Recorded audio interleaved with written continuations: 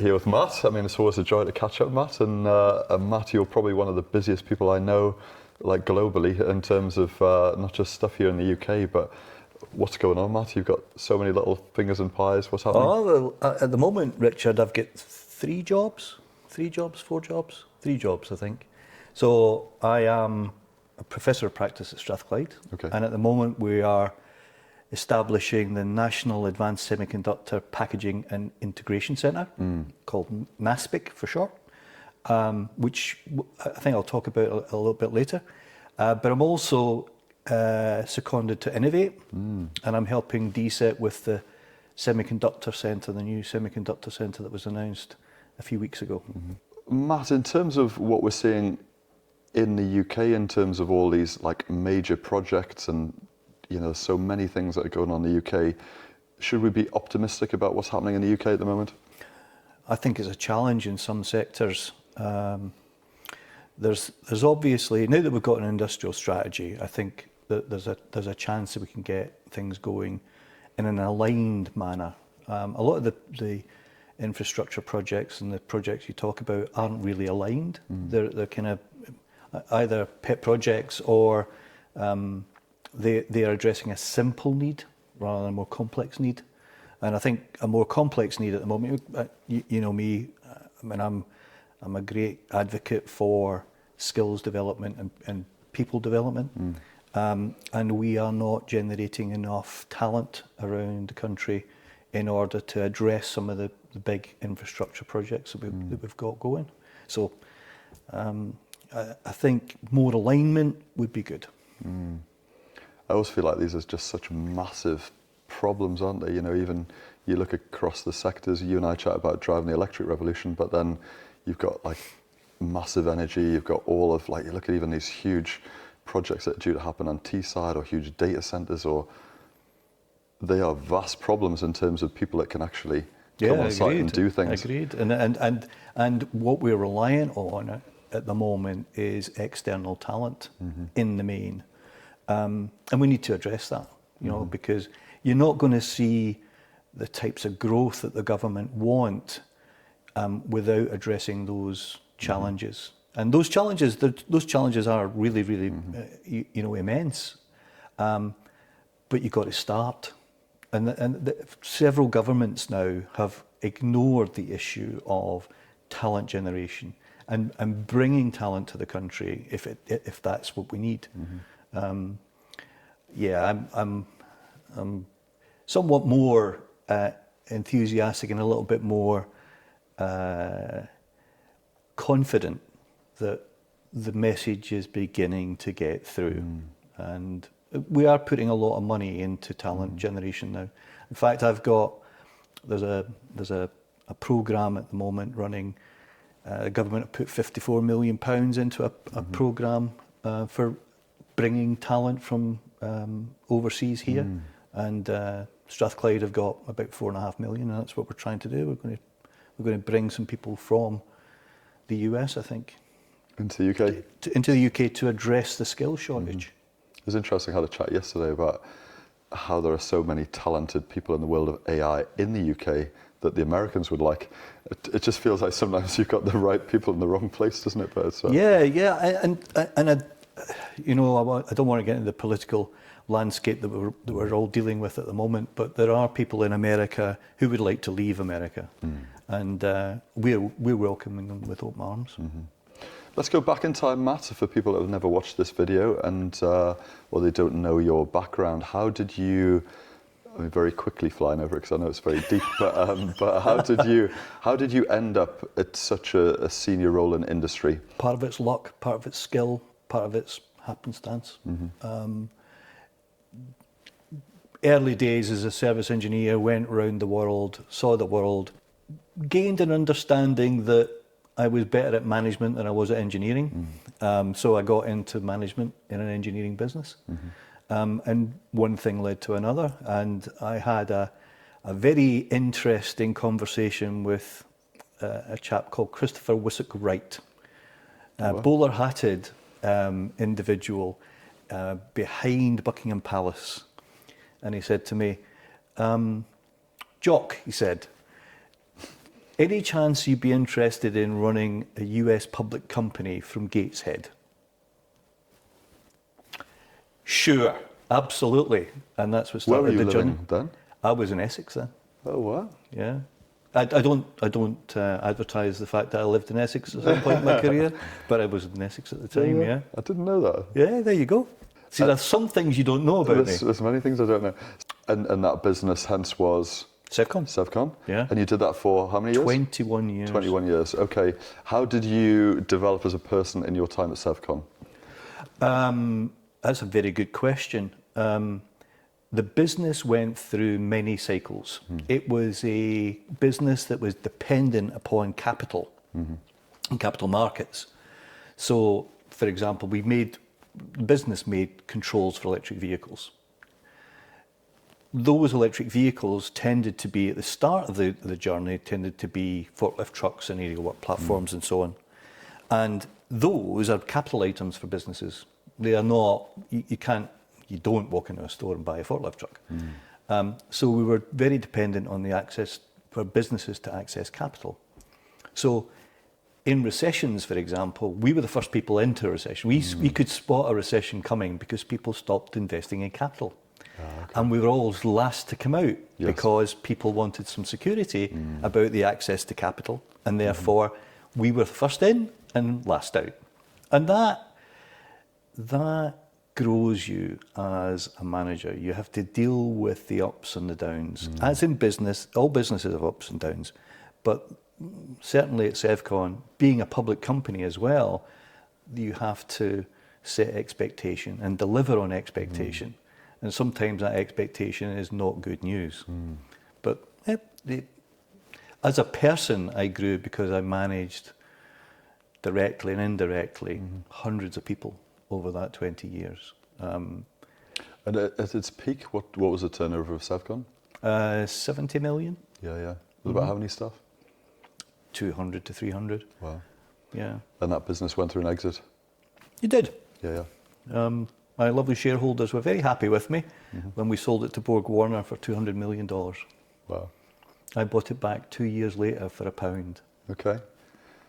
And that is relevant as well because the fact that the next iteration of that deal, that came from your international connections. Yep.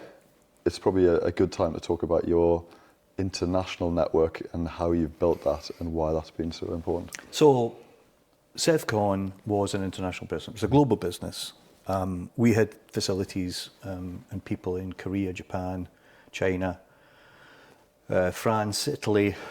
We bought a business in Italy, the UK, obviously, and North America. So my job as CEO of the American public company, I hopped between the US and the UK quite a lot. But also I went around the world addressing customers' needs. And for me, I relied on the engineers to do the engineering. My job was more about relationship building. And that stood me in great stead. I mean, I've got friends all over the world, business related mostly, I have to say. But the network is actually extensive now, and of course it's grown as when I left Sevcon, I wrote the Driving the Electric Revolution business case and got it through Philip Hammond, and that as well addressed some of my network my network capability because. You'll remember that we actually didn't manufacture anything in the UK, we manufactured it in Poland. So bringing that technology and bringing that experience back to the UK allows us to build supply chains in the UK for exactly that. And that's what I'm doing now. I'm still doing that. When COVID struck, you'll know that I'm the chairman of the North East Automotive Alliance. Yes. And that is a very interesting cluster. Going back to what we were talking about earlier, it's very well networked. People support one another. And during COVID, it was incredible the way people came together to ensure that the Northeast automotive cluster survived and thrived through what was essentially a shutdown period of nearly 2 years. And so, you know, to take that one stage further, when we came out of it, the network supported one another through the chips shortage that they had, Yes. through all the supply chain issues. It was all supported by the network. And I guess, Matt, I've really appreciated being on the end of our conversations. You've been very kind, and I mean, you spoke for our events back at Jackson Hogg years ago, right from the early days, but you've always been someone to challenge me on, you know, whether I'm building my network properly. You know, Richard, you know a lot of people in the Northeast, but how well do you know capital in America? Do you know what it's like to raise risk capital in the States? And I guess even over recent years, I've put a lot more value into traveling. Yep. But probably from sitting in the same seat where we're sat now, where you said, get on a flight, go and meet people. What would you say to people that have yet to do that? How would you encourage them? Or how would you, because as I've found it, it's not like you always jump on a flight and see immediate results. It takes a long time. It takes a long time, and it's an investment. But when you think about the numbers, there are 60 million people in the UK, roughly. There are 6 billion on the planet. True. You limit yourself by being focused on the UK only. And you should get out and meet people and build relationships. The other thing is, you know, a lot of people are nervous about their ability to communicate and build a network somewhere else. What you don't understand, you don't appreciate oftentimes, is that those people who you meet also want to build a network. They do. So it's a symbiotic relationship. It is, entirely. Yeah. So the more you do it, the more you find that, the more you should do it. I'm genuinely amazed by, you know, having recently been to Texas, recently been to Amsterdam, a few other places, but firstly how hospitable the Americans are, which was mind-blowing for me. But then going to these other conferences, and then somehow it starts to join on a global level, and you're thinking, how can you actually add value here? But you can. Yeah, and you can, yeah. It's fascinating. And it's not always the people, it's not always me that has the value, it's the people in your network that have the value that you can connect to others. Yeah, exactly right. And because, you know, when you and I had that conversation, the issue is you have the solution to problems other people have and don't know you have the solution. If you go out and you talk to them, find out what the problem is, you can normally solve the problem. Yeah. That is very true. Yeah. Especially when it comes to your networking. I would say you're one of the best networkers I know in the UK. There's a compliment. It is. Note that. Yeah. But you, again, going back to it, you limit yourself in doing it only in the UK. That's right. The opportunities internationally and globally are immense. The problem is it's expensive, and you know it costs a lot in time, in value. You know, like to get on these planes and to go and particularly if you don't see that immediate return, you're thinking, gosh, like, you know, I've been away for 10 days in America. Like, have I converted enough piece of work? But as you see it start to join, you think, well, it's like anything, isn't it? If you don't start, you never see the fruits down the line. Correct, and it's interesting, you know, in business. It's dead easy to do return on investment. In dealing with humanity, the timescales need to be a lot longer, and you need to be able to qualify relationships and returns. Yes. Because quantifying them actually is probably impossible. Yes. Yeah. So the quantification of it is really, really difficult, and it only really pays back when you think about it, when your network expands as a consequence of your investment in your network. Absolutely. Yeah.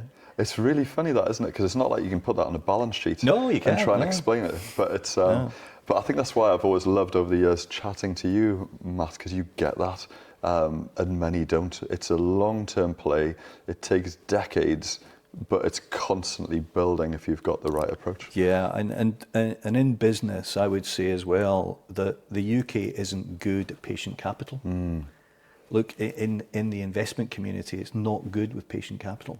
In the US, and I've regaled this story to you before. You know, when I was building Turntide, going to London in the square mile, I took 9 months and got nowhere. I took it to and everybody was asking me, you know, what's your free cash flow? I said, well, I haven't got the businesses together. I don't have anything. And I went to the US, and the first person I met said, "What's the vision?" No, we've got the money. What's the vision? Tell me what I'm investing in. Not where's the free cash flow. Tell me what the vision is. How do we think bigger, massive? Like, you know, we've had this chat before, but how do we've got amazing entrepreneurs in the UK. We probably lack some of that risk capital, patient capital, or, you know, to back some of these bigger projects. But if we could wave magic wands, how would we get some of these things going? Yeah, so I have a favourite expression, which I use with some bankers. The potential of this opportunity is only limited by your own imagination. Yes. And we are, in the UK, we're now standing up some capability that globally will be important. And when you get the conversation that I had with the Square Mile, they had no imagination. When you go to America, or even, I mean, I've raised money in America, I've raised money in Italy, I've raised money in Japan. The issue is, or the opportunity is, they have imagination. They understand that you can't always quantify it. And if you do, you're kind of limiting yourself as well. So how can we do it in this country? I think more people with big ideas, the tenacity to follow through on them.